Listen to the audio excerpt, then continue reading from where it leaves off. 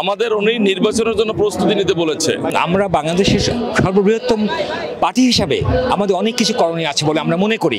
ভারপ্রাপ্ত চেয়ারম্যান যে নির্দেশ আমাদের দিয়েছে আমরা সেটা অক্ষরে অক্ষরে পালন করব। আজকে এই বর্ধিত সভায় আমাদের নেতার কাছ থেকে আমরা এমন কিছু নির্দেশনা আশা করছি যেটাতে আমাদের ভবিষ্যতে আমরা সুন্দর একটা বাংলাদেশ করতে পারবো, আইন শৃঙ্খলা পরিস্থিতি ঠিক করতে পারবো এবং আমরা বাংলাদেশের সর্ববৃহত্তম পার্টি হিসাবে আমাদের অনেক কিছু করণীয় আছে বলে আমরা মনে করি। এবং আমি মনে করি বর্তমান প্রেক্ষাপটে আমাদেরকে গভর্নমেন্ট যেটা আছে সহযোগিতা করা উচিত। আমরা যদিও মাঝে মাঝে বলছি, আমাদের নেতারা বলছে আমাদের ইলেকশনে ধোঁয়াশা আছে, ইলেকশনটা তো অবশ্যই হবে, কিন্তু আমি মনে করি ইলেকশনটা কিছু সব কিছু সমাধান না। আমি আমার মতামত বলছি, আমি বিএনপির কর্মী হিসাবে আমি মনে করি যে তবে হ্যাঁ একটা দেশের জন্য একটা নির্বাচিত সরকার দরকার, সেটা আমরা চাইবো। আমাদের নেতা আছেন, নেত্রী আছেন, এমন একটা উনি আমাদের দিক নির্দেশনা দিবেন যাতে এই কঠিন পরিস্থিতিতে আমরা ওনাদের নির্দেশনা মোতাবেক চলতে পারি এবং বাংলাদেশকে সুন্দর একটা সবুজ বাংলাদেশ তৈরি করতে পারি, এটা আমাদের আশা এবং প্রত্যাশা।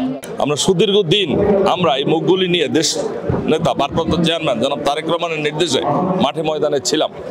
আজকে আমরা আরো বেশি উৎসাহিত যে আমাদের মা একটা আবেগময় জায়গা, আমাদের দেশনেত্রী বেগম খালেদা জিয়া আমাদের সরাসরি আমরা তার বক্তব্য দেখতে পেরেছি এবং দিক নির্দেশনামূলক কথা শুনতে পেরেছি।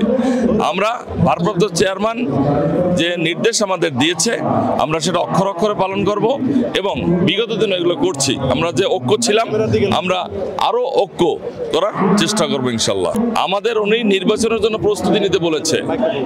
আমরা বিগত দিনে আমি মোড়লগঞ্জ শরণখোলা থেকে নির্বাচন করেছি। আমাদের নির্বাচনের এখনো যে প্রস্তুতি আছে আমাদের সম্পূর্ণ শেষ, এখন শুধু নির্বাচনের অপেক্ষায় এবং তার যে মেসেজ যে আমরা আরো ঐক্য যাতে আমরা ধরে রাখতে পারি সেই মেসেজটা তো আমরা অক্ষর অক্ষরে পালন করছি এবং আমাদের এই সরকারের কাছে অনুরোধ এই ভারপ্রাপ্ত চেয়ারম্যান যে বক্তব্য দিয়েছেন তার আলোকে সে যেন অচিরেই একটি নির্বাচন দিয়ে দেয় এবং সেটার নির্বাচনের রোডম্যাপ ঘোষণা করে এবং সেই নির্বাচনটি হতে হবে একদম ফেয়ার অ্যান্ড ফ্রি নির্বাচন এবং জাতীয় নির্বাচন যেটাকে বলে আর কি।